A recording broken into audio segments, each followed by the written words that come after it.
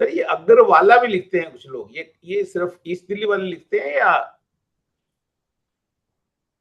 Northern India वाले, eastern sir India better बता पाएंगे। वाले? मेरा क्वेश्चन डीएस सर को ही है, आपको नहीं। मगर सर एक अग्रवाल, एक अग्रवाला, ऐसे ही GOYL Goyal, GOYL Goyal.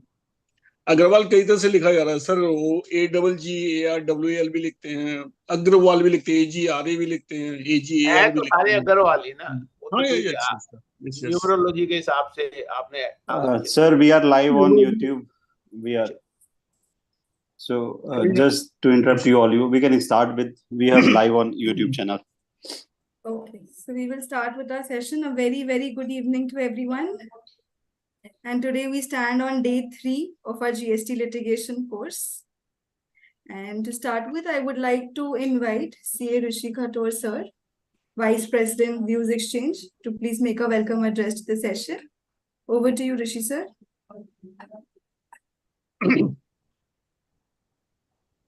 Rishi sir is not there, I guess. Rishi sir is not there. Okay.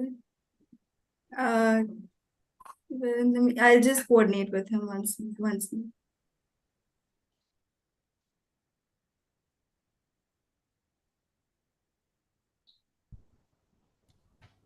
Nitish ji भी दिखाई दे रहे हैं वॉलपेपर लगा के।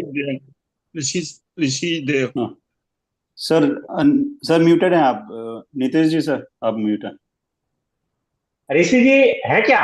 ऋषि जी का माने पर्पसफुली मैं बोला ही शुड बी देयर ना इन सम ऑफ द। हाँ वो थे अभी, he just left. I think he's there. Rishi is there ना? Yeah, he's there. Oh, Rishi ji muted and video off है।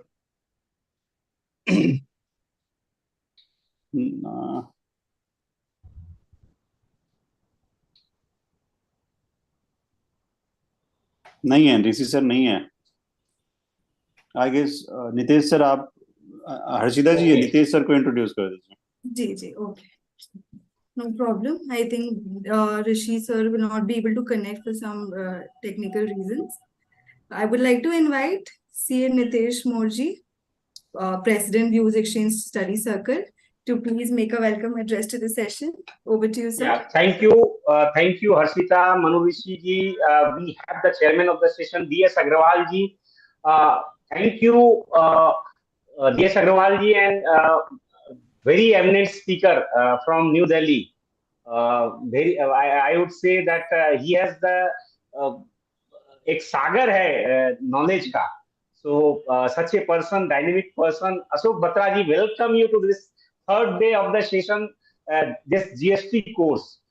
So welcome you all on behalf of Views Exchange, everyone.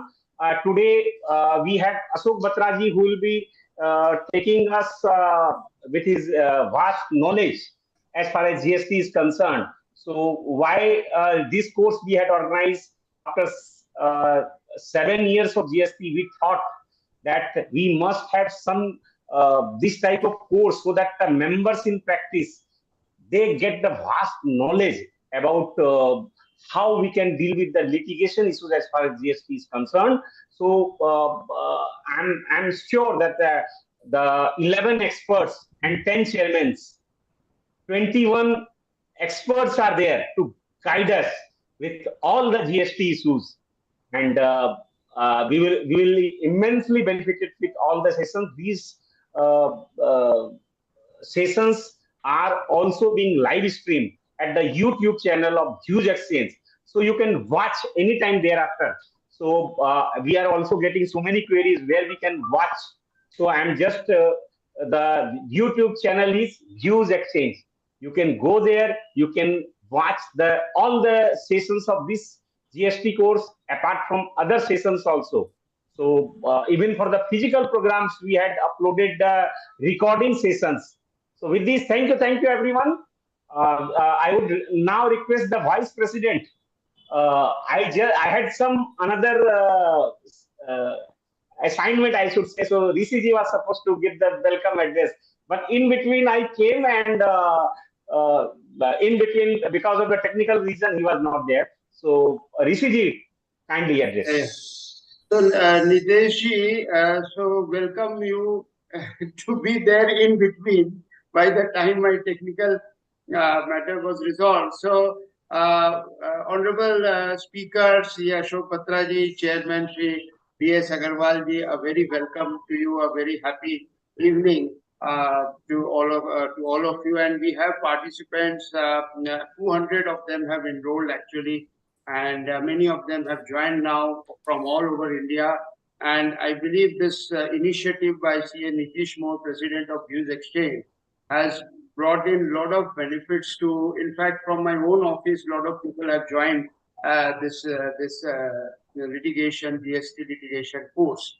So today we are going to learn a lot of things about adjudication of orders and limit to the powers of adjudicating authority. So when we say adjudication, actually it means the act of making judicial order. So by a competent authority.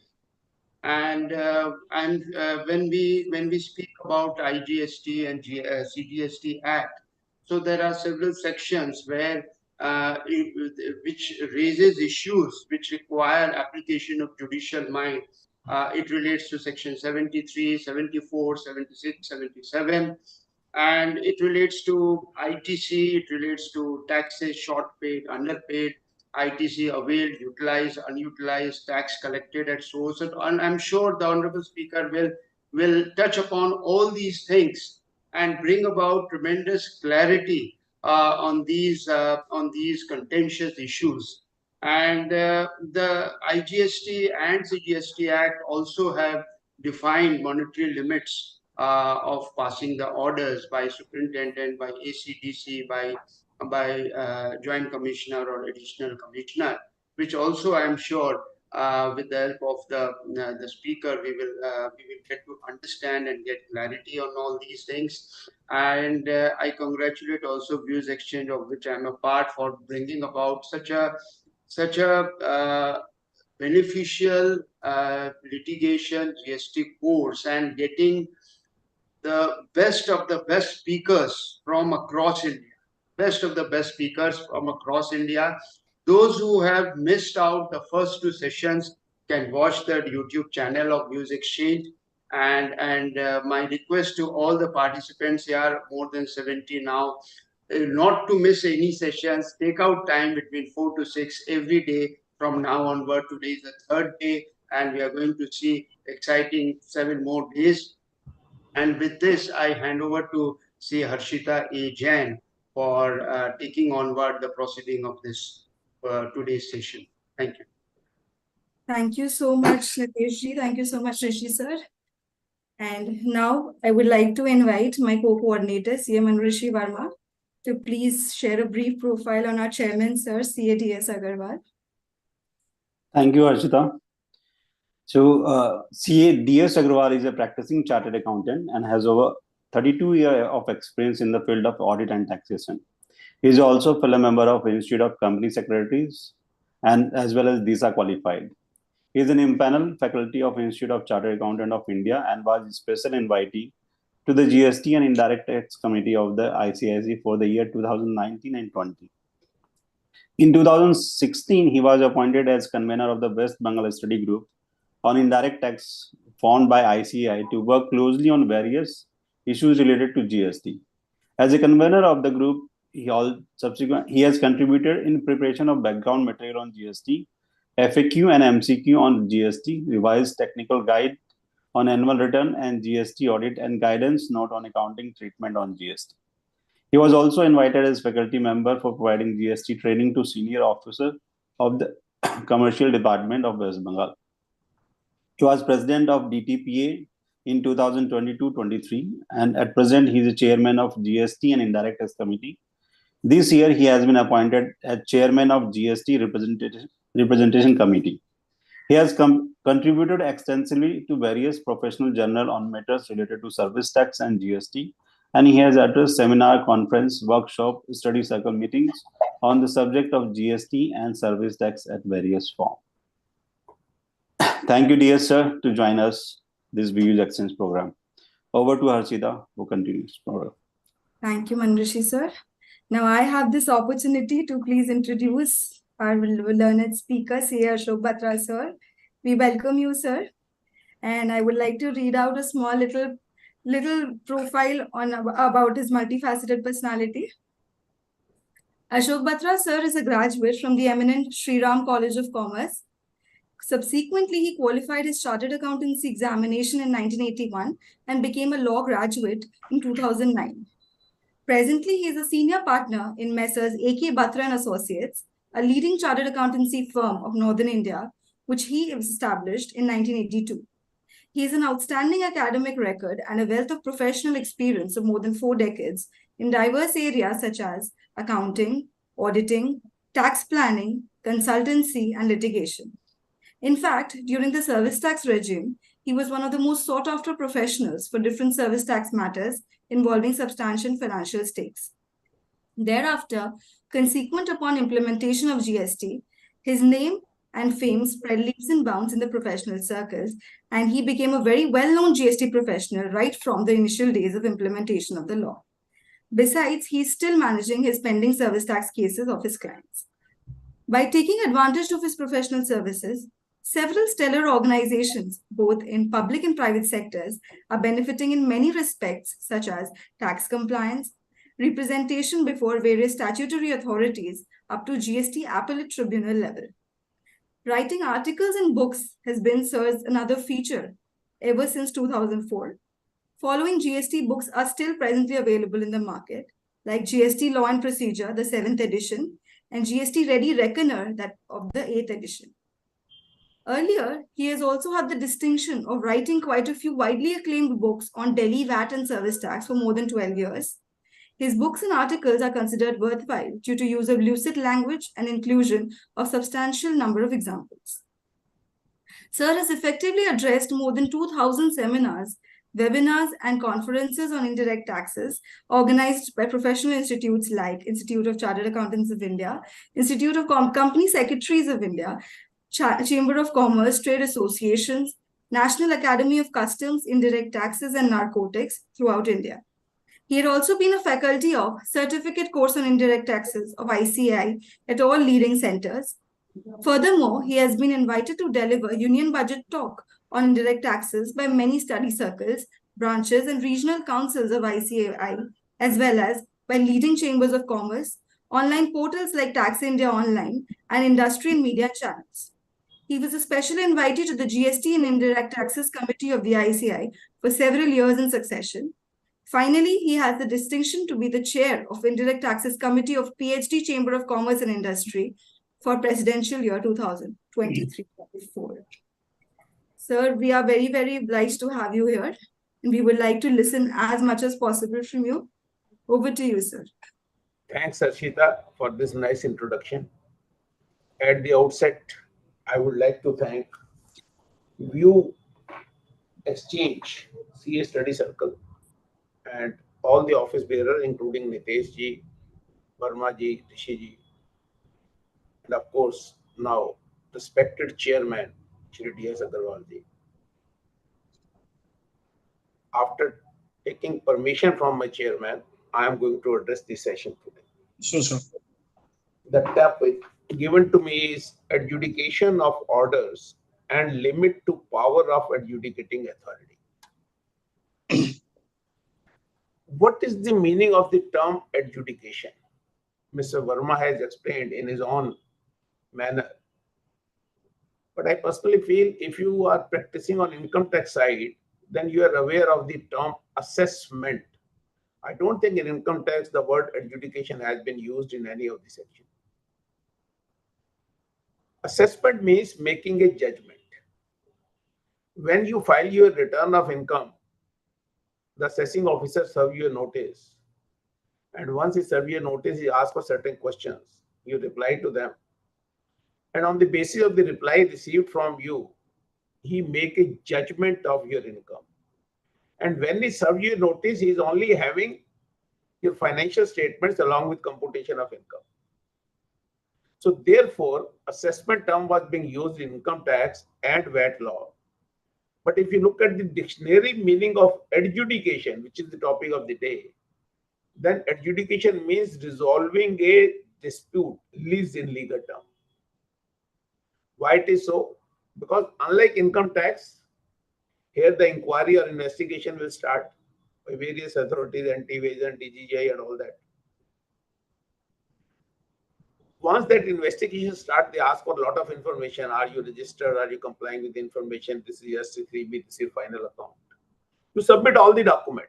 Nothing has been done. It is all investigation going on. And then they will take your turnover in your balance sheet is X amount, Y amount in 3B, Y differential should not be taxed. Your ITC claim in 2A is this much, 3B your claim this much, why it should not be taxed. You try to explain that. And while explaining, you also rely upon the various judicial pronouncements which are applicable, supporting your case by the circulars also. Department look at those case law circulars and your reply. And then they also quote their own story of the facts. And ultimately, when the issue doesn't get resolved, a dispute has already arisen, though no demand has been created. Kindly appreciate. Then they serve you a show cause notice, and then the show cause notice is being served either under section 73 or under section 74. These two are the main section. Vermaji and Rishi, you are saying, talking about other sections are very important. I do agree. 75, which lays down the principle. 76, where you have collected the tax, is very important. But we cannot forget section 160, which is the very, very important section for adjudication. What is section 160? If we come to that, then you will appreciate that the title of the section is Protection to Revenue from Technical Error. Subsection 1 says no assessment, reassessment. क्यों? यहाँ GST law में assessment और adjudication दोनों को involve कर लिया गया. If you look at section 59 to 64, 59 is self-assessment, 60 is provisional assessment, 61 is scrutiny of return, 62 and 63 are best judgment assessment for non-filers or unregistered persons, 64 is assessment special cases. Why they have introduced assessment along with adjudication, whereas in service tax and custom and excise, it was only adjudication? Because the adjudication procedure has its own limitation. Inquiry start हुई 2 साल भी चल सकती है, 3 साल भी चल सकती है, maybe 1.5 years, 6 months, 9 months, and when the case will getting time barred, they will serve you the notice. Once that notice is being given, no demand is being created, then adjudication. In pre-GST era, there was a time limit for issuance of a show cause notice, but there was no time limit for adjudication. So obviously, after that, adjudication process will take its own time because no time limit. Then appeal had a directory time limit, no mandatory time limit, and then tribunal. While this whole process, yesterday I have argued a case before the Commissioner Appeal 1 in Delhi, which is pertaining to assessment year 2003-4, financial year 2003-4. Con. Kindly appreciate 3-4 because the second round of litigation. We won the case from tribunal after 15 years. Then it was resorted back to the adjudicating authority, who again decided something against me. I again went to the appeal. So the whole adjudication process, even in one round of litigation, used to take 15 years. And what the government was getting out of it? 7.5% at the stage of first appeal. And if the order is being adjudicated by the commissioner, the first appeal goes to the tribunal, so the government get only 7.5% of the tax amount, forget about the interest and penalty in 15 years. And in case the amount is less than 2 crore adjudicated by an authority below the commissioner, then first appeal to the commissioner 7.5 and second appeal to the tribunal 2.5. Only 10% of the tax amount is being received by them. So the government realizes in this process, once my client or once the client knows that he doesn't have a good case on merit, he manages his financial affair in such a manner that at the end of the day, when the recovery is to be executed, he is left with nothing. So realizing that now the assessment and adjudication, both provisions are being incorporated into the GST. So as I was saying, 160 subsection 1 says, not only assessment, adjudication, no proceeding shall be invalidated or deemed to be invalidated merely by reason of any mistake, defect, or omission therein. In such assessment, reassessment, etc., if in substance and effect in conformity with the according to the intent, purpose, and requirement. So that means it is a protection given to the revenue officer, even if there are certain error in typographical error or even quoting the section, but in substance the proceeding remains the same. They have been given a protection. Then subsection 2 is very important for the purpose of adjudication. The service of any notice, if you want to challenge, order or communication, shall not be called in question if the notice, order, or communication, as the case may be, has already been acted upon. So in case you want to challenge the service of a notice, must do it before you respond on merit. You can say, we are challenging the service of the notice. Without prejudice to the above, we are giving this reply. Chaliye sir, this is 160 which I draw your attention because this is a section which is not being spoken so openly when the proceedings with regard to GST are concerned. Now coming back to section 73 and 74, both these sections can be invoked only under 4 situations. Number 1, where the tax has not been paid, tax has been short paid, there is an erroneous claim of refund, or there is a wrong availment or utilization of credit. So once the department is agitated by any of these, they can serve you a show cause notice either under section 73 or 74. Conditions under which these notices can be issued are common for both the section. The only difference is if any of these events is due to fraud, willful misstatement, or suppression of fact, then they invoke section 74, wherein the limitation period, or I could say even the adjudication period, is longer than the normal period provided under section 73 by 2 years. In section 73, if these allegations are not because of fraud, etc., they can serve you the notice within 3 years from the relevant date, and the adjudication time limit has been provided in 7310 or 7410.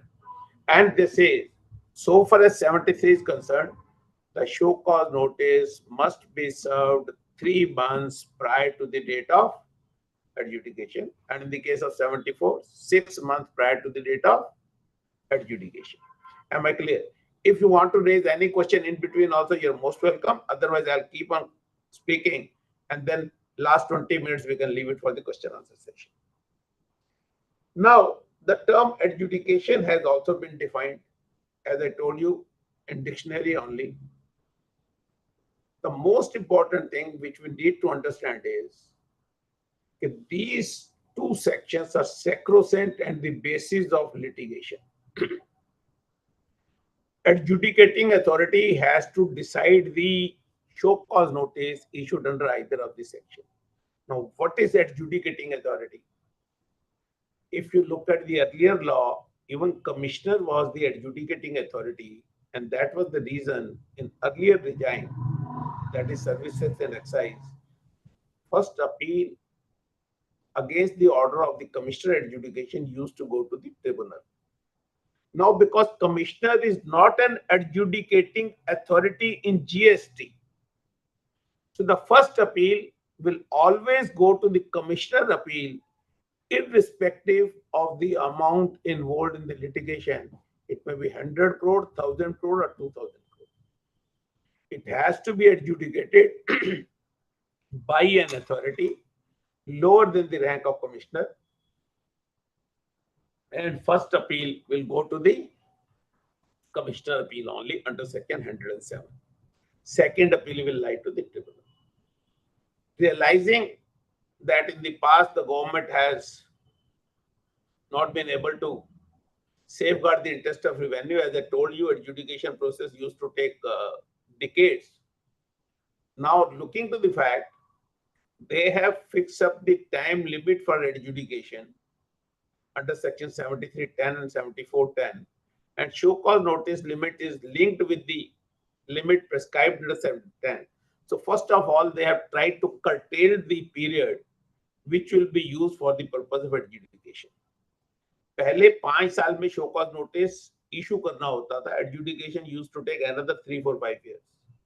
तो 8-10 साल का जो process था वो उन्होंने 5 years from the relevant date कर दिया. तो पहला काम तो उन्होंने ये किया. दूसरा, by removing the commissioner from the list of adjudicating authority, they have made sure that they get 10% of the tax involved immediately at the time of adjudication. 3 years from the relevant date under section 73 and 75 years from the relevant date 74. And they have given a directory time limit to the commissioner also. And then they have said that you have to pay 20% in addition to 10% which you already paid. जब service tax excise में जब 35F section लगता था 6 अगस्त 2014 के बाद, तो बड़ा issue आया था कि 7.5 जो फर्स्ट अपील पे जमा कराना है, and then second appeal we have to pay 10% in addition to 7.5, or 7.5 has to be reduced from 7.5, only 2.5 is to be paid.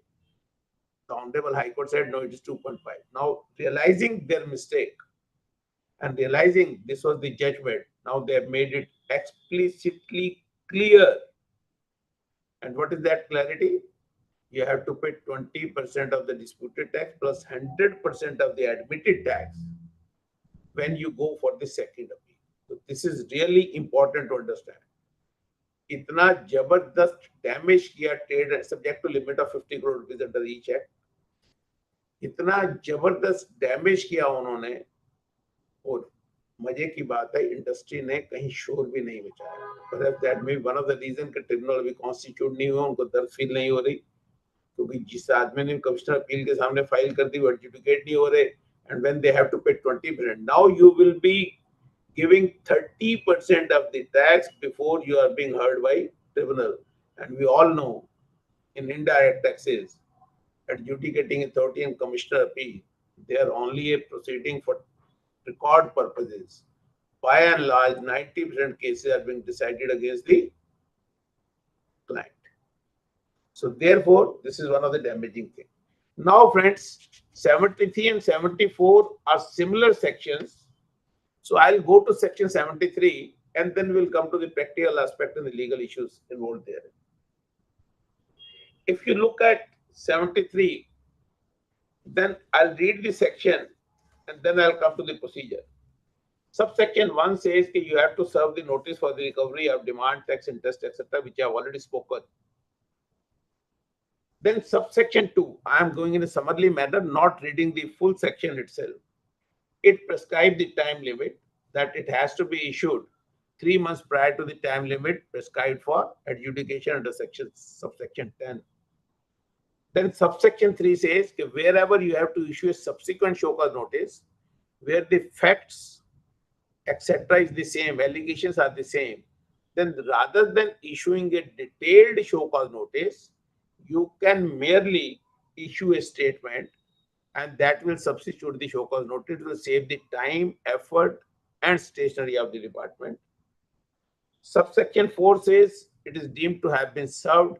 If that statement being served, you can assume that show cause notice has been served to you. 73.5 is very important. It talks about voluntarily payment of tax. Once a show cause notice is issued to me, I admit that this is a mistake on my part. I may pay tax and interest within 30 days from the date of issuance of a show cause notice. Then my proceedings are deemed to have been completed and no show cause notice, the show cause notice which has already been issued, it seems to have been attained finality. So that means the only advantages of penalty, I am liable to pay tax plus interest thereon. So what is demanded by the department. So the only saving course is the penalty amount. Or वैसे भी 73 में penalty maximum is only 10% of the tax amount. Subsection 6 talk about if there are 4 issues, you want to pay tax only on 2 issues, and 2 you want to agitate. So there is no bar. You can pay the tax and interest relating to those 2 issues, and then the proper officer has to serve you the notice only on the rest of the 2 issues. Then subsection 7 says if there is any shortfall, he can serve you the show cause notice for the differential amount. Subsection 8 says if you pay tax and interest within 30 days, जैसे मैंने आपसे कहा था 75 में जो आप tax जमा कराते हैं तो उसकी प्रोसीडिंग कंक्लूड हो जाएंगी under subsection 8. Subsection 9, this is the obligation of the proper officer. He has to pass an order identifying the amount of tax, interest, and penalty which is liable to be paid.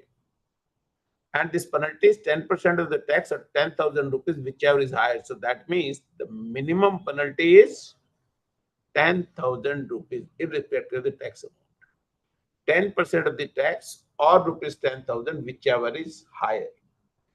Then 7410 says time limit within 3 years from the due date of furnishing the annual return. We all know. And abhi recently, आप सबको पता है, 73 में September was the date for issuance of show cause notice, and we have received show cause notice in lakhs by the department, and they have to be adjudicated by 31st December.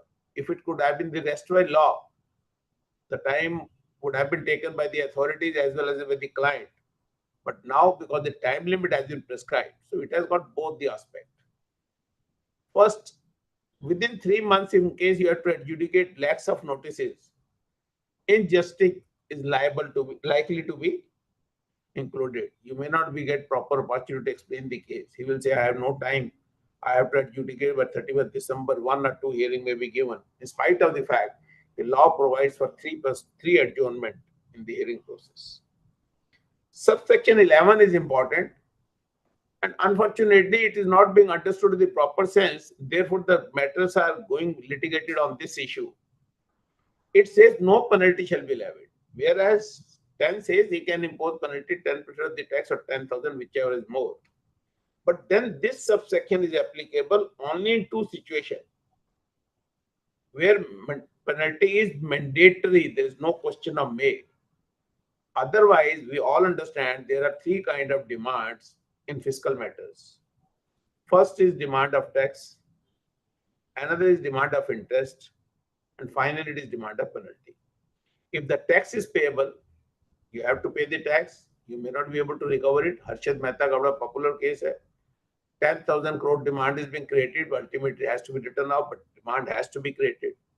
Interest is always compensatory in nature. When I am liable to pay the tax and I fail to do so, and I make the payment on a subsequent date, then interest is payable for the intervening period. And this fact is being fructified by 2-3 very important events in GST. Section 50 has been amended retrospectively, wherein they say you are liable to pay tax with regard to the tax due in the return on the cash portion. And then there are now plethora of judgment in the restaurant law, even GST law, which clearly says if you have credit balance in your electronic credit ledger and you have failed to reverse certain credit, but then that credit balance remains above the amount which you have failed to reverse, there cannot be any interest. Interest is there only when you utilize the credit, not on the purpose of availment of credit. So this is very, very important aspect, and we need to understand in case our case falls in subsection 11, read with section 76, which says collection of tax, then there is no doubt about it, not even iota of doubt, that penalty shall be leviable. Now, when we talk about section 76, perhaps I may or may not get the time to deliberate on that in detail. That is a situation where I am collecting the tax from the customer and fail to pay to the department. In such scenario, my learned brothers, I am requesting you, if you look at it, he has to pass an order within 1 year, but there is no time limit for issuance of show cause notice under section 76. The government has understood if you have collected the tax, irrespective of the time period, they can serve you the notice under section 76 and you're liable to pay tax, interest, etc. So be careful. And 76, if it is involved, then 73(11) clearly says penalty is also mandatory. Now I come to section 74. It is almost identical, barring few exceptions, which I'll deal. In the case of show cause notice under section 73, if I pay the tax and interest within 30 days from the date of issuance of a show cause notice, then no penalty is leviable and the proceeding comes to an end under subsection 8. 74 में ऐसा नहीं है. 74 में if you pay tax, interest and 15% of the tax as penalty, then the proceedings are deemed to be completed and no show cause notice shall be served under section 74.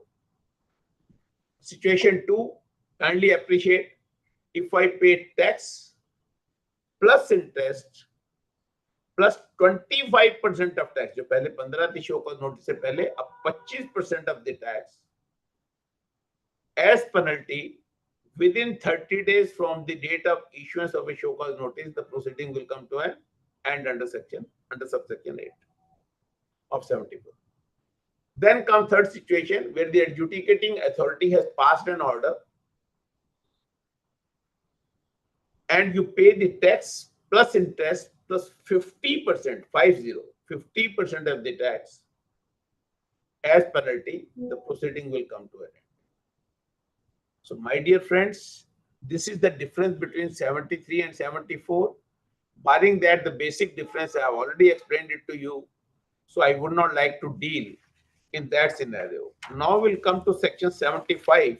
Hurriedly go through that section and then we will discuss how these issues are likely to resolve, how these sections are to be interpreted, used in the practice. I have already explained you difference between 73 and 74. Once again, I'll say, if I am paying the tax and interest before show cause or within 30 days of the show cause, no penalty under 73. Here 1525 after adjudication, 10%, 10,000 rupees, yeah, 50%, and thereafter 1,000 rupees. Now, friends, coming to 75 hurriedly, and then we'll come to the critical issues. Any period of service of stay granted by any court shall be excluded for the purpose of calculating the time limit under both 73(2) as well as 73(10). Similarly, 74(2) and 74(10). Time and again, I am repeating, 74(10) is the time limit for issuance of a adjudication order, and linked with that is the time limit for issuance of a show cause notice under subsection 2. Earlier on, there have been a lot of dispute in the law. The department has served me a notice. पहले law में 73 का जो 74 का provision था वो provision to section 73 में था. जब मुझे 74 में नोटिस सर्व होता था, then it was a settled law that the element of, उस टाइम पे 5 एलिमेंट होते थे, collusion, fraud, willful misstatement, suppression of facts, and non-compliance of provision with the intent to evade service tax. Now there are only 3: fraud, willful misstatement, and suppression. उसका जो onus था, that was on the department. Department has to prove there is an element of fraud, etc. तो कई बार ये एक argument आता था, when the department has failed and they have invoked section 74, then why demand for the normal period should also be confirmed? The whole show cause notice need to go. To safeguard that, in GST law, now they have done 2 very important things. One, I have already told you, 160 section, which provide protection to the revenue officer for small errors. And similarly, in subsection 2 also, they have clearly stated that in case the demand is not confirmed under section 74(1), the demand for 73(1) shall be confirmed. So litigation, to the extent if the element of fraud, etc., is not being proved by the department, the whole proceeding will be vitiated, is not going to be a valid defense now. So that means if the government fails to prove the element of fraud, etc., then your demand for the normal period will get confirmed. Then subsection 3, provide the time limit for the adjudicating authority where the matter has come back on the direction of the appellate authority or appellate tribunal.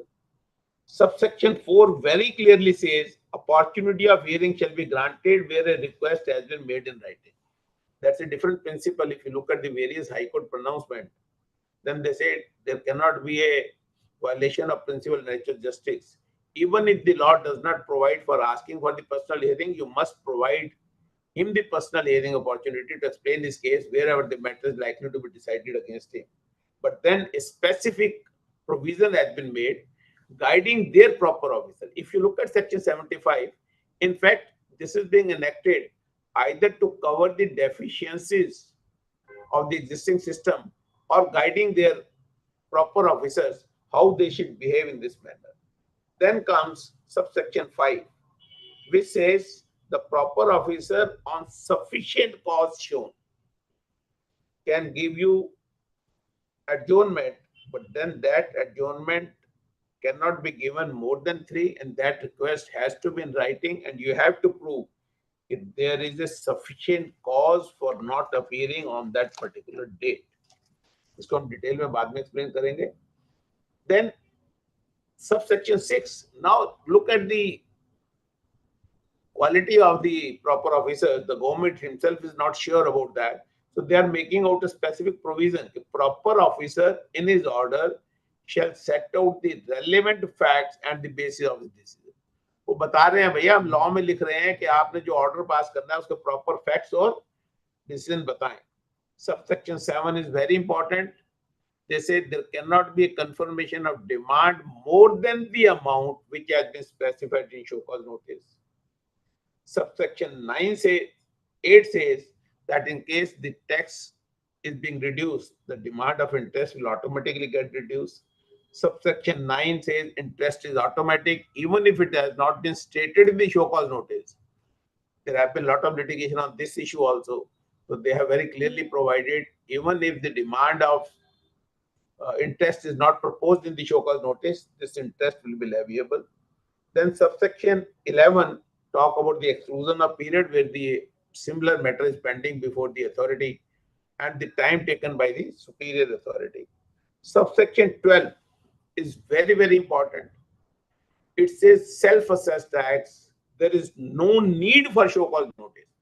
This is one of the rare situations where tax can be collected by passing the procedure of issuance of a show cause notice under section 73 or 74. Again, I am repeating. Kindly note, self-assessment tax, no need to follow 73, 74. Direct recovery can be made under section 79. Then an explanation was inserted very smartly, and they say if there is a difference between the output tax liability declared in your GSTR 1 vis-a-vis your 3B, then the difference shall be treated as self-assessed tax, and even for that amount, there is no need to serve you the show cause notice. So, अभी तक हम ये कह रहे थे कि show cause notice is a must, even for disputed interest amount also, where the interest can be recovered even if it is not alleged in the show cause notice. वहाँ पे भी show cause notice was mandatory in terms of Kerala High Court decision. But now there is an exception being carved out. Again, I'll request my professional brothers to pay emphasis on that. This is very, very important section, subsection 12, which clearly provides in the case of self-assessed tax, which also include difference between GSTR 1 liability and 3B liability, can be recovered without resorting to the provision of section 73 and 74. Please make note of it. Then comes subsection 30, which very clearly further specified, because there is penalty section 122. Now 73, 74 also prescribed a penalty. So can there be two penalties for the same cause? Question can be asked. You are issuing me a show cause notice for wrong availment of credit, and similar penalty is already there in 122 for wrong availment of credit. Whether both the penalties can be levied or which penalty shall be levied. So in order to avoid the dispute, they have very clearly provided in subsection 13 of section 75, where any penalty is imposed under section 73 or 74. No penalty for the same act or omission can be made on the same person under any other provision of the act. So friend, this is very important, that section 75, and I request all of you to kindly read this section. It is more important than the section of 73, 74. Now friends, we are coming to the basic issues. What can be the issue under the show-cause notice? First of all, who is competent to issue the show-cause notice? The language used in the law is proper officer. But who is the proper officer?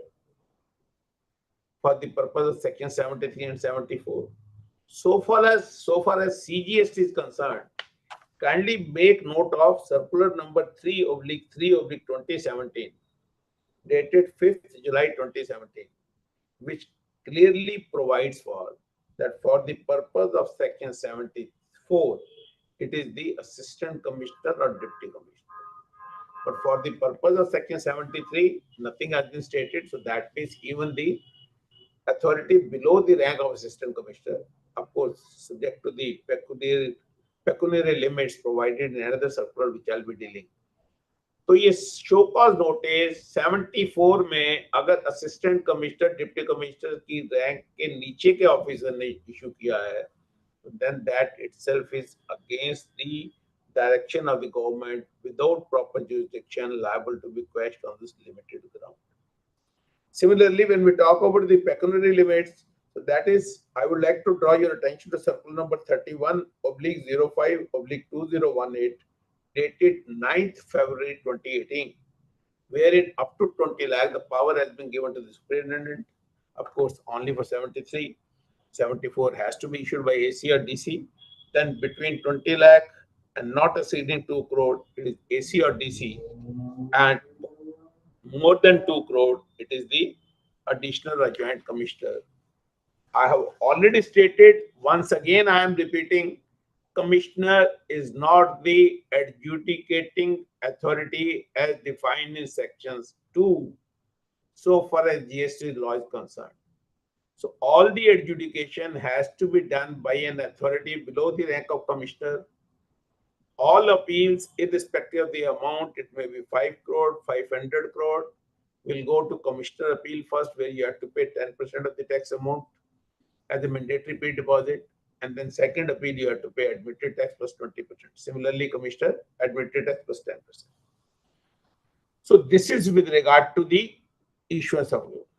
अगर आप rest wise law को पढ़ेंगे, इस law में पढ़ेंगे, तो एक बहुत बड़ा डिफरेंस पाएंगे. वहां लिखा था कि show cause notice has to be served within 5 years from the relevant date or within 18 months, whatever the time limit. यहाँ क्या लिखा है 73(1) में? He shall issue the proper 73(2) में लिखा है the proper officer shall issue the notice. The question is whether issuance of notice is sufficient and why this term has been used in 73(2), whereas there are number of judgment of the Supreme Court which clearly provides that even if they have used the word issuance of notice, it will be the date of communication or date of service of the notice from where the limitation period will be calculated. I think this is maybe because of technical reason it has to be uploaded, and it is being uploaded on the same day. So it is being issued on the same day. So from the date of notice, because in 169 service of notice, even uploading the order is the date of issuance.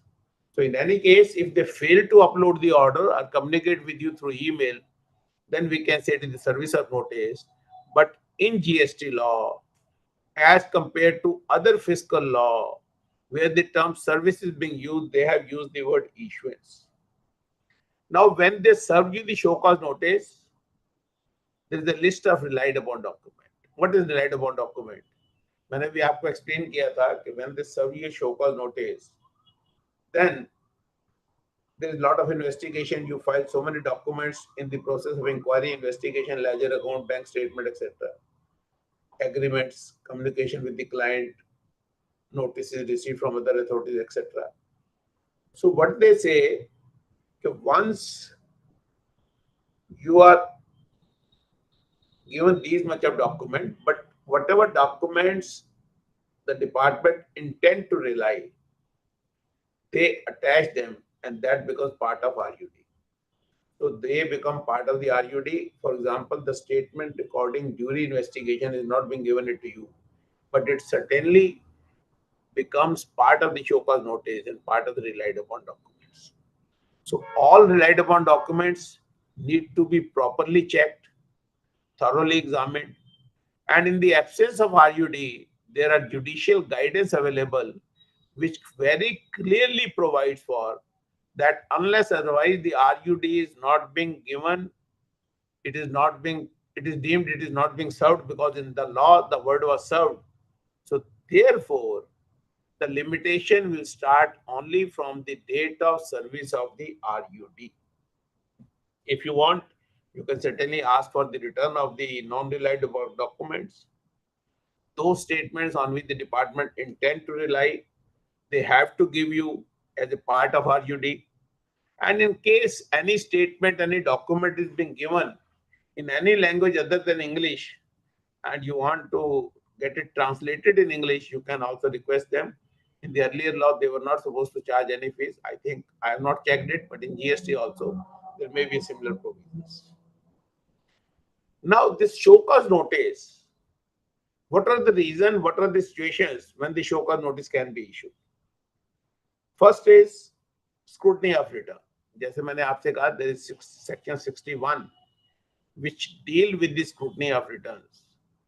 So 61 में they serve you ASMT 10, you reply in ASMT 11, and the ASMT 12 is being filed if your explanation is being accepted. Failing which, what he can do? He can only take action under section 65, 67, 67, 66, 67, 73 or 74. So 73, 74 get mentioned there, because I normally say section 61, which deals with the scrutiny of return, is a section without any teeth. It has got no meaning at all, because it cannot create any demand. So ultimately, to create a demand, they have to serve you show cause notice under section 73 or 74.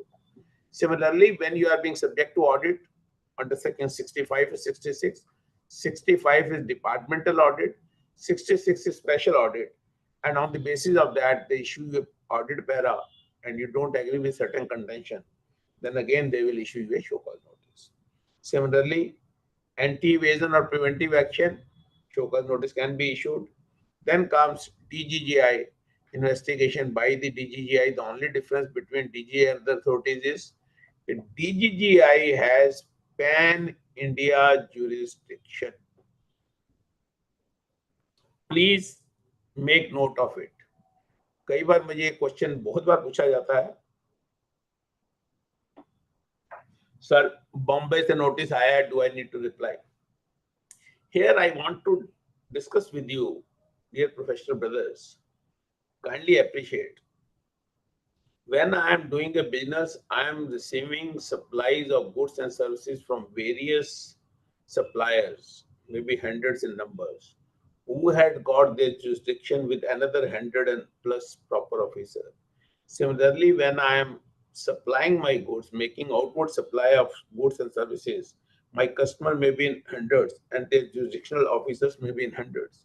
So in order to investigate a transaction, you may get notice from any authority. So therefore, so far as DGI is concerned, they have already provided for pan-India jurisdiction so that there should not be inordinate delay in issuing the show cause notice whenever they are following this. So kindly see that these four situations are there. Now, what need to be stated in the show cause notice in order to be valid show cause notice? First is nature of allegation. Kindly read it carefully. What are the basis of allegation? What is the nature of allegation? First of all, what is the nature of allegation? Let us say it is a wrong availment of credit. Then what is the basis? Is it mismatch in 2A, 3B? Or is it supplier has closed down his business? Or there can be n number of reasons. I am not going to deliberate on that. but then basis of allegation, and what is the evidence which is with the department. Why I am saying so? Because you have to counter this, and you will be able to create your defense only when you are able to appreciate if this is the nature of allegation, and this is the basis of allegation, and these are the evidence already available. So we have to counter that, and those evidences cannot be ignored. And while issuing the show cause notice, sometimes, not always, state वालों को तो मैंने कभी देखा नहीं, but center वाले certainly, because they have been dealing in excise service and custom since last so many years. So they sometimes quote now authority of advance ruling, judgments, third-party statement, discrepancy in records, refer to circulars, recurring demands, etc. So all these things are being stated by them. So we need to be very, very careful. Read the show cause notice not once, according to my understanding. It must be read 2 or 3 times to understand what exactly is the case of the department. And then while drafting the reply, first of all, I need to give the facts, certain brief about the client, and then I have to give a case of the department. This is the case which has been made by the department. These are the nature of allegation. This is the basis. These are the evidence of the case law which will glide upon that. It is very, very important. Once again, I'm saying it is very, very important to understand the case of the department, because once you understand that, then only your defense can be properly paid. There may be an issue with regard to the denial of credit, maybe classification issue, there may be an issue of valuation, there may be an issue of interpretation of any exemption notification, the issue of rate of tax, maybe the come tax benefit has not been allowed to you. So all these things need to be taken care. While making your defense or while preparing a reply for the show cause notice, my first and most important suggestion to all my professional brothers is they must keep ready with them the statutory provisions as applicable during the relevant period. ये इसलिए बहुत important है दोस्तों, क्योंकि GST law में बहुत सारी amendment हुई है, बहुत सारी नोटिफिकेशंस आई हैं इंटरवीनिंग पीरियड में. If we look at sale of old car, we know the provision from 1st July 17 to 30th November, 28% with cess on full value. Then 30th September, if the value is exceeding more than WDV, etc. So what I am trying to say, similarly, place of supply, similarly, Schedule 3, item number F and G, included from 1st February, then retrospective amendment with effect from 1st July 2017. So the statutory provision must be readily available for the interpretation and the understanding case of the department, which were relevant for the. Then you must also look at the circulars which has been issued of the subject by the department. You must find an answer for all the evidences on which the department is relying, to why those reliance on evidence is not correct. Then the time limit which is provided is 30 days time limit, as I told you. Now, because the time limit in issuance of show cause notice and adjudication is only 3 months in the case of 73 and only 6 months in the case of 74, we need to very, very careful that 30 days time, and thereafter maybe you don't get those kind of adjournment which you used to get in the past, or it will be very, very difficult to manage the affair beyond the time, because there is a time limit for adjudication under section 7310 and section 7410. Acknowledgement of the show cause notice, extension of time must be sought only looking to the fact it is getting time barred, and your ground must be very, very strong. This is the stage where the litigation starts, and this is the basis of litigation. Friends, all the documentary evidence on which you want to rely upon must be submitted before the adjudicating authority. Why it is important? Because once you will argue your matter before the Commissioner of Appeal, Tribunal or the higher authorities, then the question will certainly be asked to you why these documents were not produced, and you need to file an application for submission of additional documentary evidence before the Commissioner of Appeal. This principle is similar to the principle which is applicable to income tax. So therefore, I am not elaborating it on more further. Sometimes the show cause notice is based on the statement of the third party. By humble submission, you must make an application and ask for cross-examination of that person. There have been number of judicial pronouncements where it is held in case the case is being made against the client on the basis of a statement wherein he has not got the opportunity of cross-examining the same, the show cause notice has been dropped on that limited ground. Now, when making the submissions before the authorities, as I told you, we must first state the facts. This is the most important part of your reply, and it is vitally being ignored by the professionals. देखिए, all case law will also apply if the facts are similar. So while elaborating on my reply, I will be very, very careful and giving the facts so that whenever I rely on my judgments or the other circulars, etc., I am able to correlate that my facts are similar to the facts which has been stated therein. And therefore, you can always take shelter of those judgments. Then chronology of event. In fact, if I say in similarly manner, my reply should be drafted in such a manner as we are writing a writ before the Honorable High Court. अगर आपने writ देखी होंगी, I am sure most of you must have, but आजकल तो information का जमाना है, information technology का, आप कभी भी कहीं पे भी ये writ देख सकते हैं, तो वहाँ एक chronological event दिखा होता है. Similarly, we also provide the chronological event. Investigation यहाँ से start हुआ, इस दिन शो का आया, इस दिन personal hearing हुई, so that is to be done. Then, as I told you, all documentary evidence in the shape of exhibit properly numbered, properly annexed therewith, and then comes grounds of defense. Now, this ground of defense can be first technical, then on merit of the case. We chartered accountant normally very effectively handle the merit of the case, but technical grounds sometimes we skip to it. एक मैंने आपसे बताया था jurisdiction, if you want to challenge it, kindly challenge it.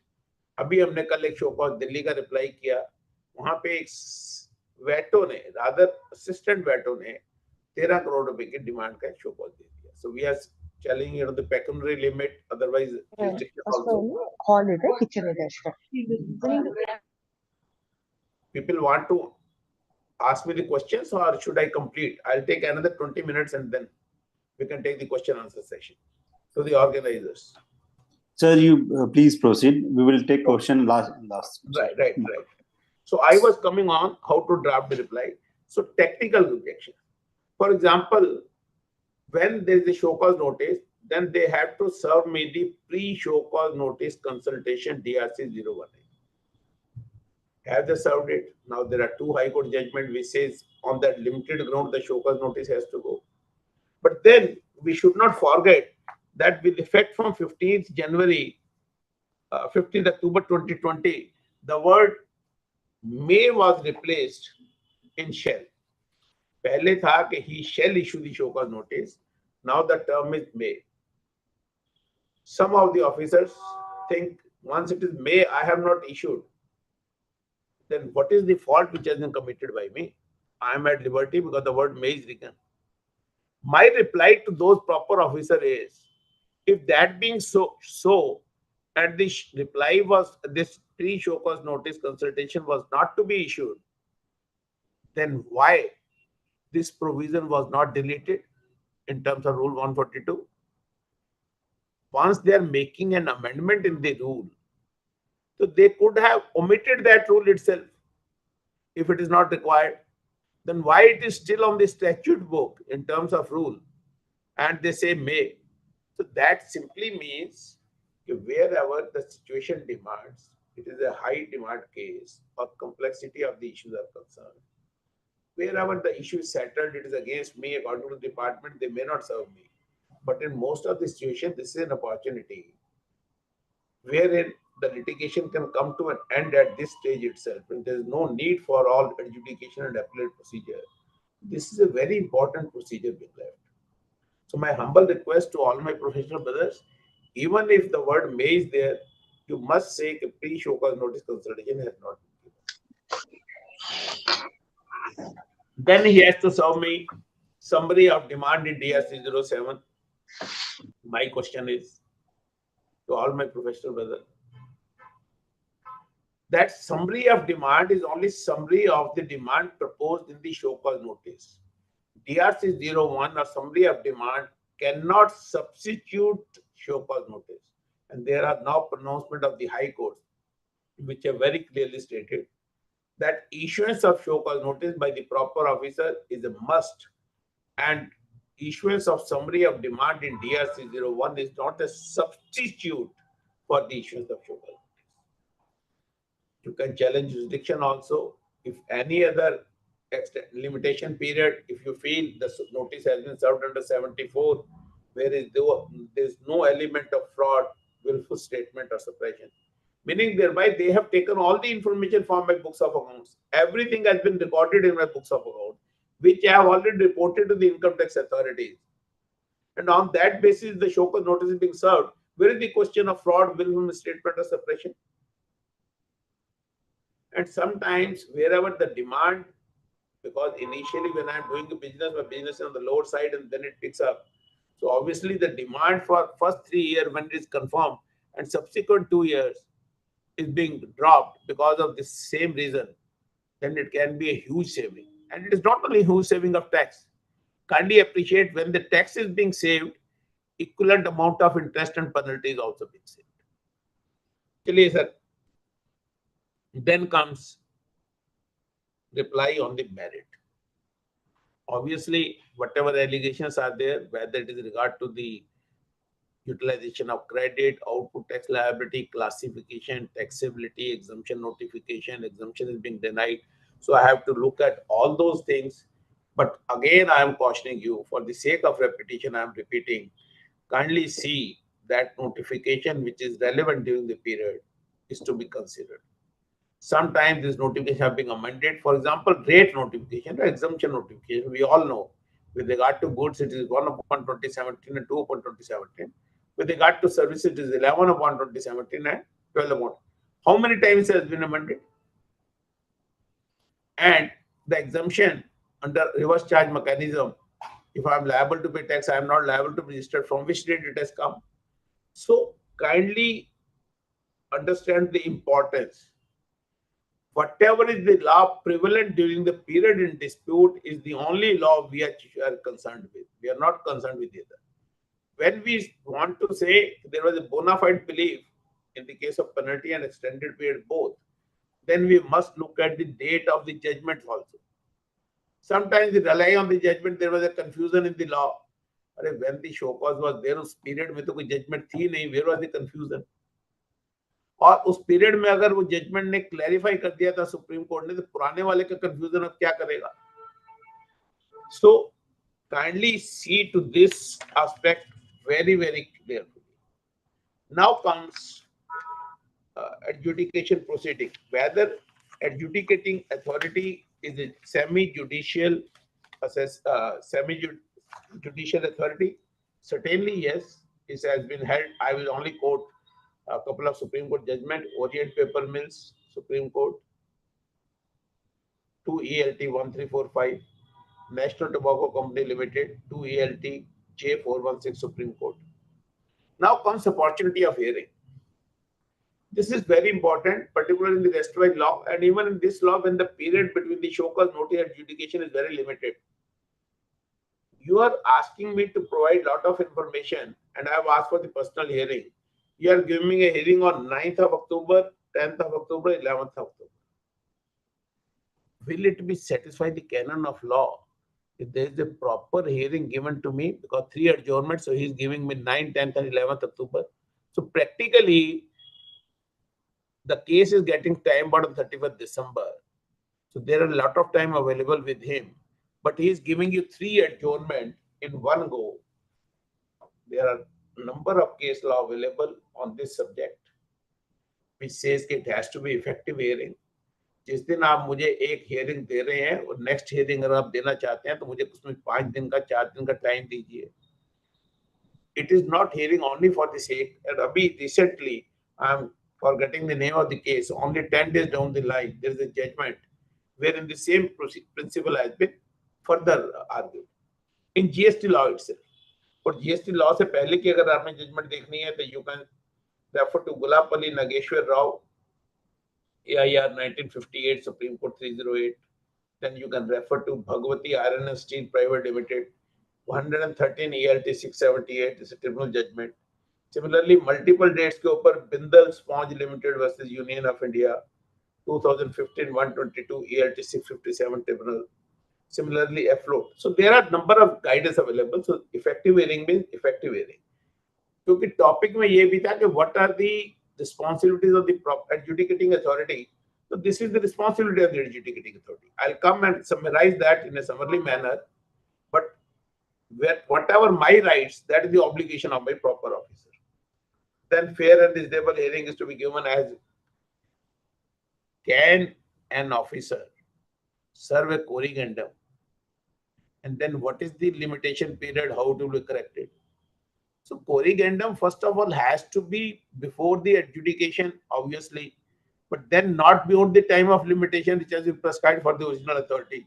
अगर मेरा 73 का show cause notice 30 सितंबर को time barred हो रहा है तो you cannot issue me corrigendum after 31st December, because by that time the adjudication proceeding will get over. If the show cause notice is very vague and no clear, then that show cause notice need to go on that limited ground.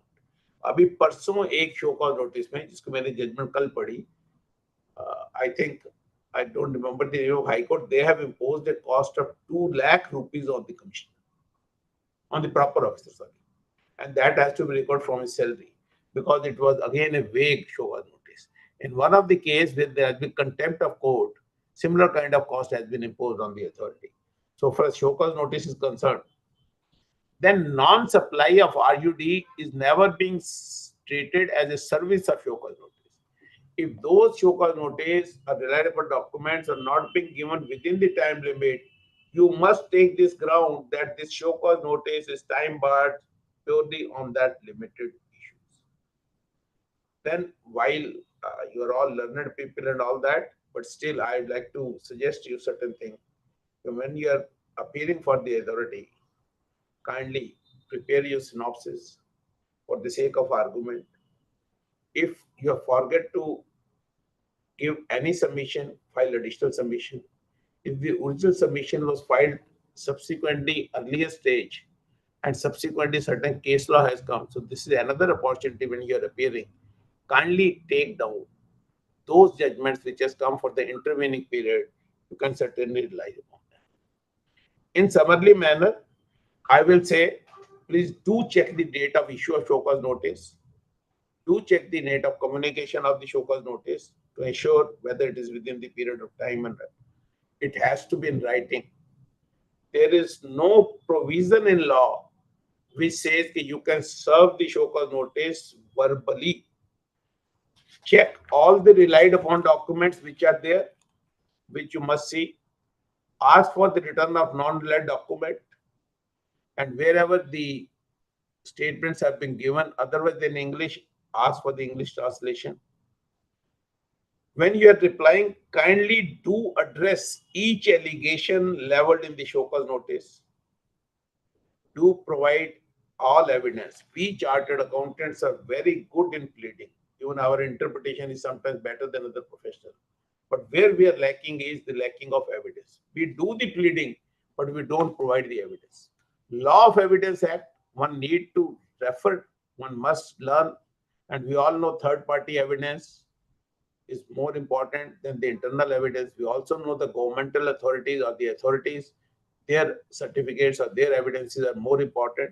So more if there are more than one evidence available, attach all the evidence, paying emphasis on the best evidence which is available to you. Then check the latest status of judgment. For example, you're relying upon judgment and your whole case is based on that. But unfortunately, that judgment has been reversed or stayed by the Supreme Court in the meanwhile. If that judgment has been reversed or stayed by the Supreme Court, what kind of value it has got? So kindly see that also. Then don't go on the head notes. Kindly read the judgment very carefully. Date of the judgment is very important. Your fact should be similar. Number one. Number two, the period of dispute should be similar in both the cases.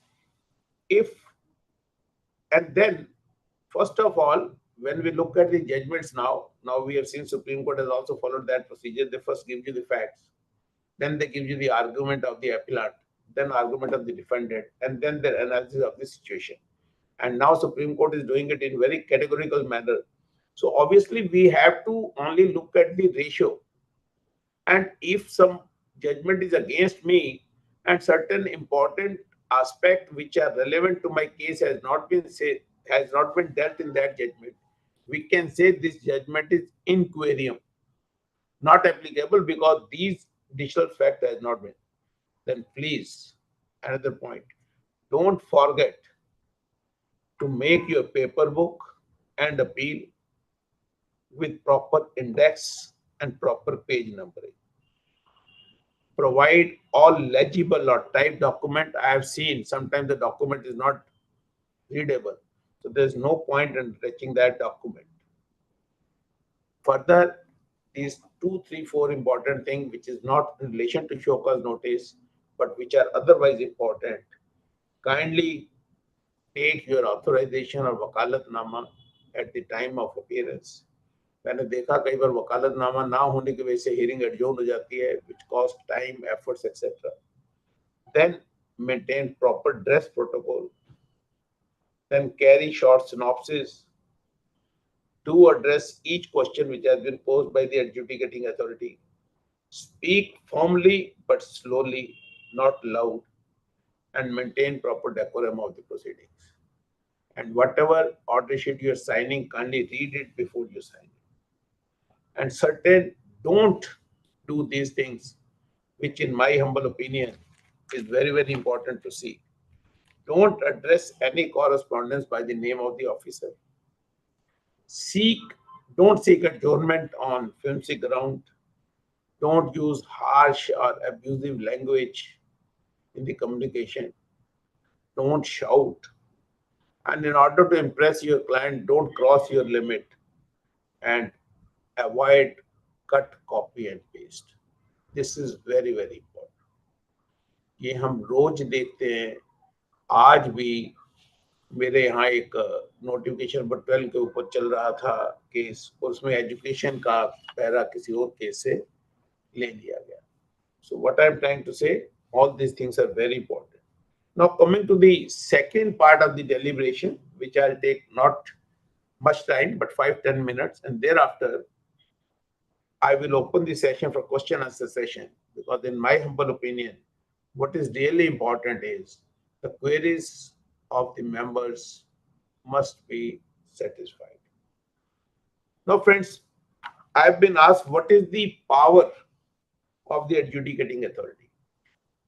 At the outset, I told you, whatever are my rights and obligations, they are the duties of the authority. For example, to supply the show cause notice, now issue the show cause notice, not serve, well within time, along with all relied upon documents which has been stated in the show cause. Then subsection 9 of section 73, it is the proper officer who, after considering the representation, etc., has to pass an order determining the amount of tax, interest and penalty. He must be a competent authority to issue the show cause notice. मैंने आपसे पहले भी 2 documents के ऊपर आपकी attention draw की. One was circular number 3 dated 5th July 2017, which talk about the section-wise jurisdiction. Then I refer to circular number 31/5, which talk about pecuniary limits. So he cannot go beyond that. Fair and reasonable opportunity we have discussed in detail. It is my right, his responsibility. मैंने आपसे कहा सिर्फ 3 date 8 October, 9 October, 10 October is not going to help it. Then principle of natural justice. Not only I'll be given the proper opportunity, the order should be speaking and covering all the judgments on which I have placed the reliance. And more importantly, can I be my judge in on case? I could not find out much case law on this, but yes, in my humble opinion, the person who is issuing the show cause is also adjudicating. Then it is against the legal principle. One cannot be judge. So wherever this kind of situation is there, you can take a ground. Of course, I am not saying authoritatively whether you will succeed in this or not, because the system is like that. But then it is certainly, in my humble opinion, this ground must be taken. If there is a change in the officer, for example, you appeared before officer A for the adjudication of show cause notice, and then there is a change in the office, another officer has come. Is he duty bound to provide you an opportunity? Certainly yes. Unless otherwise the new incumbent in the office has not provided you additional opportunity, that adjudication proceeding can be challenged on that limited ground also. Then friends, if we talk about this, then he has to serve you the DRC-01, DRC-01A, which I have already dealt in detail. I don't want to repeat it. Most important thing, I won't say much, but in my humble opinion, 5 to 10% cases in adjudication are decided ex parte. And now looking to the time gap, which is available to the adjudicating authority, only 3 months for show cause notice and only 6 months for show cause notice under section 74. 3 months for show cause notice under section 73. It is likely to be there if they go and resort to the provisions of best judgment assessment. Then best judgment principles which are applicable in income tax, service tax, excise, the same principle apply. It does not give a power to the authority to simply make the judgment based on surmises, gestures, ignoring the material available on record. And with the passage of time, my experience is now in the case of best judgment assessment, the responsibility of the authority is rather on the rise, because a lot of information is available on the portal itself. For example, I want to make a best judgment assessment in the case of Mr. Batra, and his 2A or 2B says he has only made purchases of rupees 100. He has made only 100 rupees. Can you say, I can assess you at 500 rupees? Now, not only my purchase, my sale, most of the other information is available. So obviously, I need to look at it. Best judgment assessment does not give a license to the authority to make the judgment according to his estimates. He must consider the material available on record. My 2A, 2B is there, my e-way bills are available, my output supplies are there. Lot of information is available on the portal. He must examine that. Particularly in the case of registered person. Now, in case I want to say best judgment assessment, there can be 2 situations. One, a person who is registered with the department, another one who is unregistered. So in the case of unregistered, the scope of guesswork may be slightly higher, because I don't know whether he's registered or what kind of turnover he's having. But in the case of registered person, lot of information is available on record. So this you need to see whenever you are arguing. I can rely upon number, I can quote number of judgments on this issue, but my favorite is Deepak Industries, Delhi High Court. I think you must read that judgment and kindly follow that whenever there is a best judgment assessment. Another important thing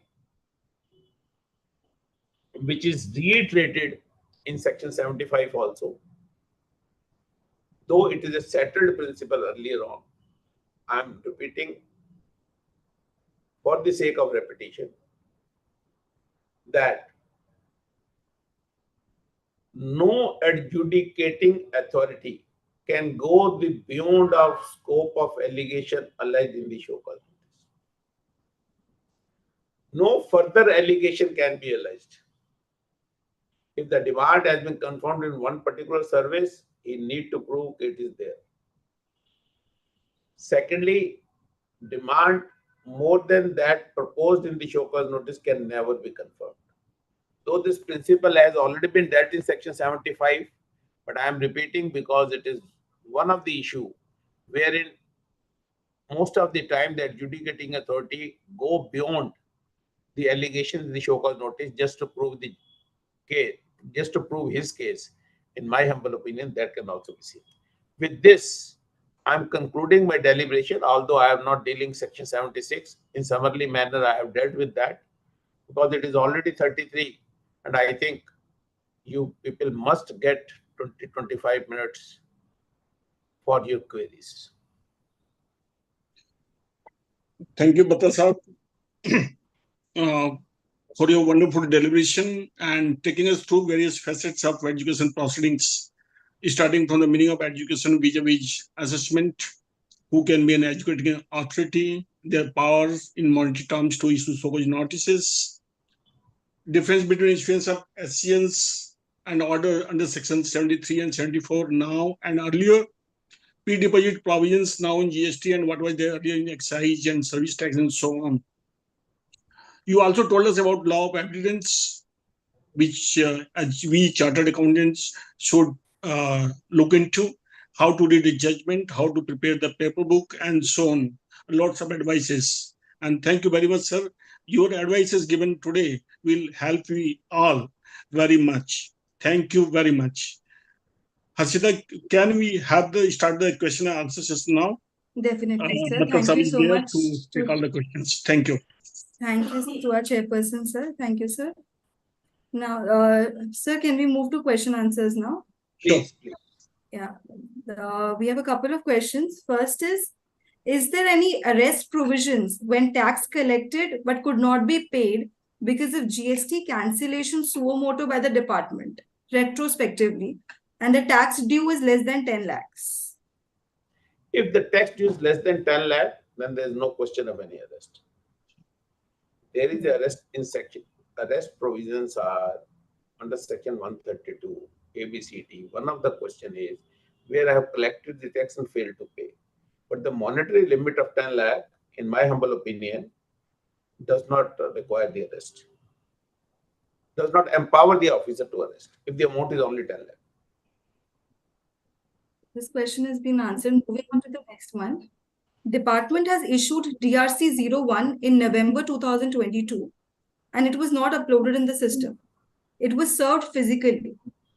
Now in November 2023, department uploaded a fresh DRC 01 along with the notice issued on November 2022. His question is this notice now time barred? Whatever they have to do within the limitation period. I can cure the defect in the show cause notice. I can always issue a fresh show cause notice, but within the time limit framework.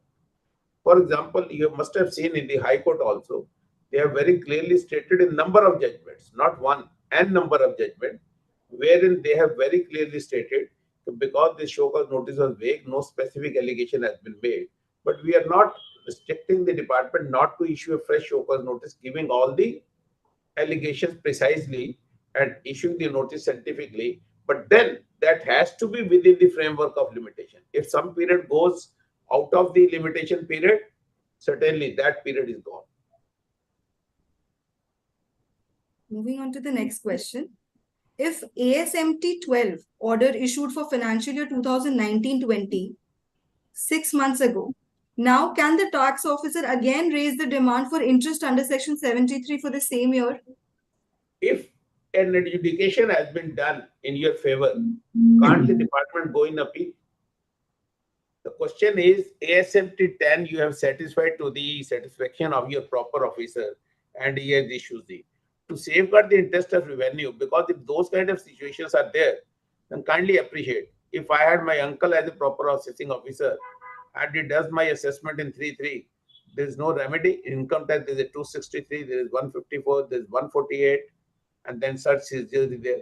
Similarly, in GST law also, if the proper officer has issued, and obviously the demand is there, and the proper officer in connivance with you have issued the show cause, department can certainly save you the show cause notice. But in these kind of cases, kindly note and appreciate that once a view has been taken by the proper officer, this was your view on the legal interpretation. If that being the scenario, you can always say, if the similar view was there of a proper officer, then penalty cannot be levied. So there can be a safeguard and a shield in the form of imposition of penalty, but certainly it is not a relief. Once 12 is issued, that is sacrosanct, and no other proceeding can be initiated. It's absolutely illegal, understand. Thank you, sir. And moving on to the next question. There was a question asking for a case law for own judgment, and that was not very clear. I think sir has answered that question by mentioning the case of Deepak Industries for best judgment assessment. If that was not the question, please elaborate your question and put it in the box again. Moving on to the next question. Will there be any interest liability in case of late payment of output GST made via ITC only? देखिए, मैंने आपको बड़ा clearly कहा था कि 3 तरह के demand है. Interest is always compensatory in nature, which means there should be a liquidity loss to the other party, and to compensate that, we must pay the interest. If I have not paid any tax, let us say 100 rupees, and my credit ledger balance is always more than 150, more than 100, certainly no interest is payable. But in case in particular 1 month it is 100 rupees, another month it is 75, the interest is payable at 25. Again next month it is 100 rupees, again next month 35. So on month to month basis, when we are supposed to pay the tax, we have to calculate the interest. Pratibha Processor, Supreme Court, is one of the landmark judgment which explain the concept of tax, interest and penalty. I'll suggest to all of you, in case you want to understand this concept, then go to that. And kindly appreciate, मैंने आपको 2 बार ये भी कही थी कि अगर ये law settled है कि जहां कहीं भी आईटीसी में आपने रिवर्सल नहीं की और उतना बैलेंस आपके क्रेडिट लेजर में चल रहा था और पुराने लॉ में आपके रजिस्टरों में चल रहा था, तो वहां इंटरेस्ट नहीं लगता. इंस्टीट्यूट लिमिटेड अदर केसेस आते हैं. सो बहुत सारी जजमेंट है. तो इंटरेस्ट के लिए लिक्विडिटी लॉस. नाउ मैं एक एग्जांपल देता हूं आपको एक्सप्लेन करने के लिए. लेट अस से मेरा अप्रैल की मुझे लायबिलिटी मई में जमा करानी है. मैंने सेल किया 26 अप्रैल को, उसकी रिटर्न जानी है 20 मई को, और मैंने वो रिटर्न वहां न दिखा के, मान लीजिए जुलाई में वो बिल दिखाया, रह गया मेरे से जुलाई में. अब मुझे जो इंटरेस्ट देना है वो क्या from date of invoice, that is April to July देना है, या due date of filing the return 20th May to the date of payment देना है. मुझे पेमेंट के लिए मुझे रिटर्न भरने की जरूरत नहीं है. सो काइंडली, जैसे मैंने कहा, it is only for the loss of liquidity. When I was liable to pay the tax, not on the date of invoice. मैं पूरा महीना सेल करता हूँ, सरकार मुझे कहती है आप 20 तारीख को उसका टैक्स जमा कराओ. तो सरकार was entitled to the tax on the 20th of May, and I have made the payment on 15th of July. क्या मैं रिटर्न भरी या नहीं भरी? अगर मैं डीआरसी 03 में 15 जुलाई को टैक्स जमा करा दिया, तो my interest is only from 20th May to 15th July, not from the date of invoice to 15th July.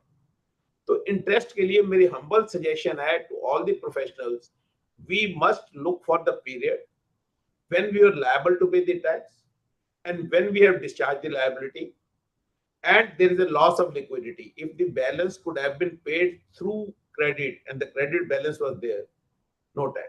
But let us say it's an RCM liability. Then what will happen? RCM has to be paid in cash. So even if there is a huge balance in credit ledger, it is not going to make a difference because there is a loss of liquidity to the government. And then from the day when I was liable to pay, RCM में क्या है? 30 days from the date of invoice in the case of services, 60 days from the date of invoice in the case of goods or otherwise, 30 और 60 दिन का time है. तो जिस दिन मेरी liability बनती है, मैं उसी दिन से तो जमा कराऊंगा. तो date when I am liable to pay the tax has to be determined very carefully, and the date when I have paid the tax. For that matter, you can refer to the explanation at the end of section 49 also, and you will understand what is the date of payment of tax. Thank you, sir. Moving on to the next question. Notice was issued under section 67, relying upon the statement given by the employee in the business place. Is this valid? So section 67 deals with the inspection and search. Inspection and search section cannot create any demand. मैंने आपसे discussion में भी कहा था, ASMT 10 का reply दिया, वो satisfy नहीं हुआ. मेरा ऑडिट हुआ, मेरे यहाँ इंस्पेक्शन हुई, मेरे यहाँ सर्च हुई. तो ये सेक्शन उस प्रोसीजर को गवर्न करते हैं. Wherever there is a short payment of tax, non-payment of tax, erroneous claim of refund, and wrong availment or utilization of credit, show cause has to be given. Section 67 which deals with the scrutiny of returns, मैंने पहले भी कहा था, मैं दोबारा repeat करता हूँ, उसमें बड़ा क्लियरली लिखा है, in case you don't correct the mistake as pointed out by the officer concerned, he can take action under section 65, 66, 67, 73 or 74. 65 में he can order for the departmental audit, but then what will happen? Even then after that 73 has to be served. He can say 66 special audit, again 73, 74 has to be served. He can be, so there is no demand which can be proposed under section 67. Demand can be proposed only by issuance of show cause notice, and in the case of search, invariably the allegation of fraud will be there, most likely in 99.999 cases. So therefore provision of section 74 shall apply.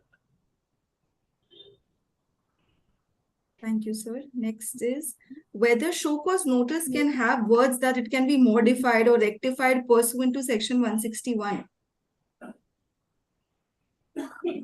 देखिए, as I told you, there cannot be two show cause notice for the same period for the same cause.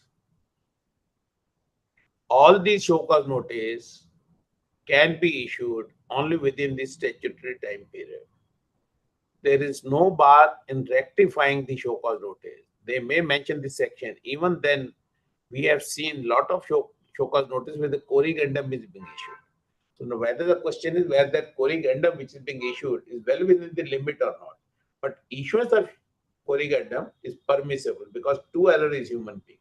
When you can file ROM, rectification of mistake, then why can't department rectify their show cause notice? So moving on to the next question. Sir, can I adjust excess payment of output tax with excess availment of ITC? Excess payment of output tax means there is an amount which is liable to be refunded by the department to you. And less tax means you have wrongly availed the credit. So that payment has to be made through DRC 03. In my humble opinion, that can be adjusted. So there is a request to repeat the case law for best judgment, Deepak Industries once. Do I need to discuss in detail? I No, have sir. already stated you the judgment.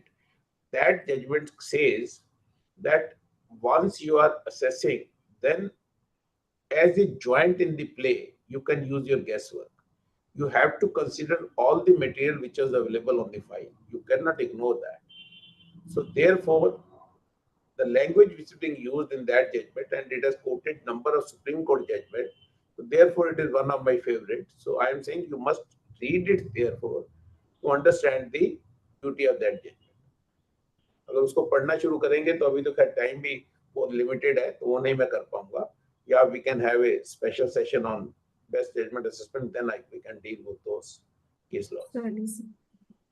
Next, sir, the department has issued for financial year 2018-19.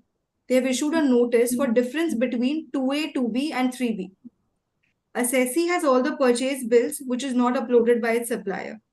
The department is not agreeing to go through the circular number 183 on the ground that the payment of the bill from bank account while payment was made in cash. What is the remedy available to me? देखिए, lighter side पे कह रहा हूँ, ये बाटा का जूता नहीं है। करोलबाग में नहीं पसंद आया तो आपने साउथ एक्स से ले लिया, या साउथ एक्स में नहीं पसंद आया तो आपने कुरनाम से ले लिया, या आप कोलकाता विजिट में जा रहे तो वहां से ले लिया। अब जिस प्रॉपर ऑफिसर को आपने पेश होना है उसी को आपने समझाना है। अगर वो कोई चीज नहीं समझने को तैयार है, we all understand, sometime they don't understand the law, sometime they don't want to understand the law for various considerations.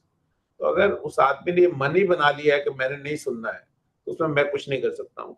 As a professional, our responsibility is to say my credit is under chapter 5 of the CGST Act. Section 16, 17 deal with the subject.